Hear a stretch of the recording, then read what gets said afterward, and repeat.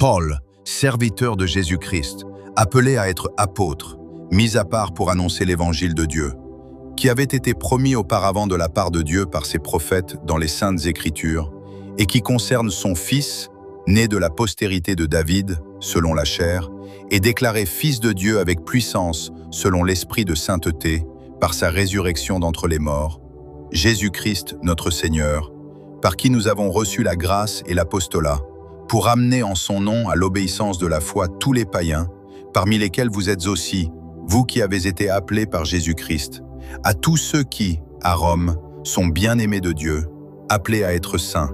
Que la grâce et la paix vous soient données de la part de Dieu notre Père et du Seigneur Jésus-Christ. Je rends d'abord grâce à mon Dieu par Jésus-Christ, au sujet de vous tous, de ce que votre foi est renommée dans le monde entier.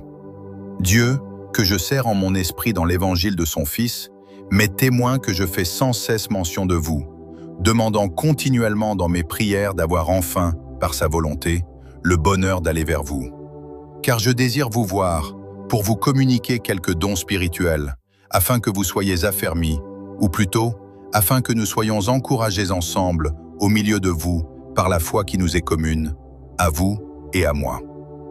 Je ne veux pas vous laisser ignorer, frères, que j'ai souvent formé le projet d'aller vous voir, afin de recueillir quelques fruits parmi vous, comme parmi les autres nations. Mais j'en ai été empêché jusqu'ici. Je me dois aux Grecs et aux barbares, aux savants et aux ignorants. Ainsi j'ai un vif désir de vous annoncer aussi l'Évangile, à vous qui êtes à Rome.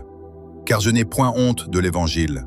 C'est une puissance de Dieu pour le salut de quiconque croit, du juif premièrement, puis du grec, parce qu'en lui est révélée la justice de Dieu par la foi et pour la foi, selon qu'il est écrit, « Le juste vivra par la foi ».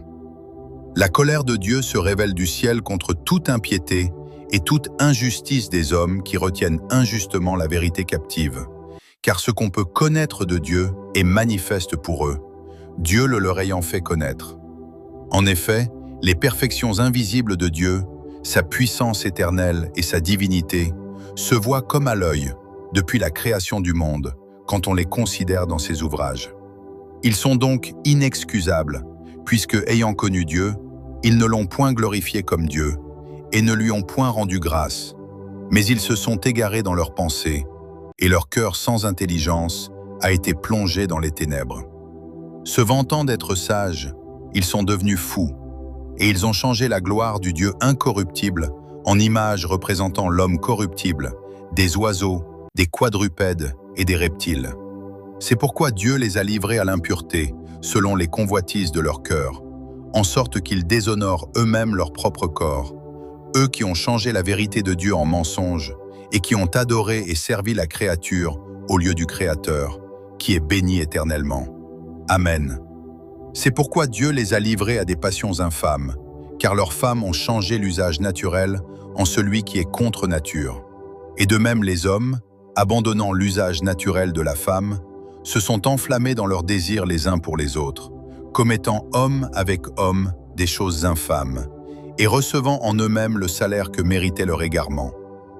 Comme ils ne se sont pas souciés de connaître Dieu, Dieu les a livrés à leur sens réprouvé, pour commettre des choses indignes, étant remplis de toute espèce d'injustice, de méchanceté, de cupidité, de malice, pleins d'envie, de meurtre, de querelles, de ruse, de malignité, rapporteurs, médisants, impies, arrogants, hautains, fanfarons, ingénieux au mal, rebelles à leurs parents, dépourvus d'intelligence, de loyauté, d'affection naturelle, de miséricorde.